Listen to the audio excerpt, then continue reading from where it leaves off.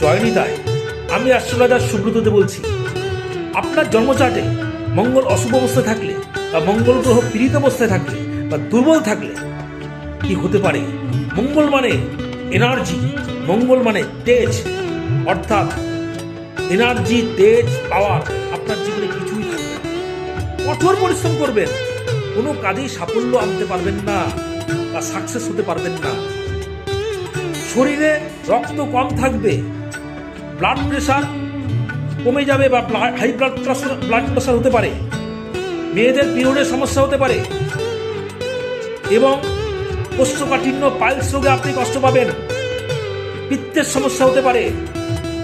এই মঙ্গল গ্রহ থেকে মুক্তি পাওয়ার জন্য বা মঙ্গল গ্রহকে শান্তি করার জন্য আমি একটি বিশেষ ক্রিয়া বলছি। সেটি হচ্ছে প্রতি মঙ্গলবার আপনারা হনুমানজির মন্দিরে গিয়ে মেটে সিঁদুর, চামেলি তেল তার চরণে দিন এবং সেই তেলটা এবং মেটে সিঁদুরটা আপনার কপালে টিকা লাগান। হনুমানজি হচ্ছে মঙ্গলের গুরু, আপনার রাগ কন্ট্রোল হবে।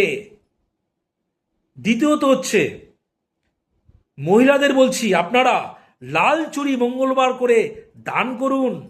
আর পুরুষদের বলছি, আপনারা লাল রুমাল বা লাল বস্ত্র মঙ্গলবার আপনারা কাউকে দান করুন।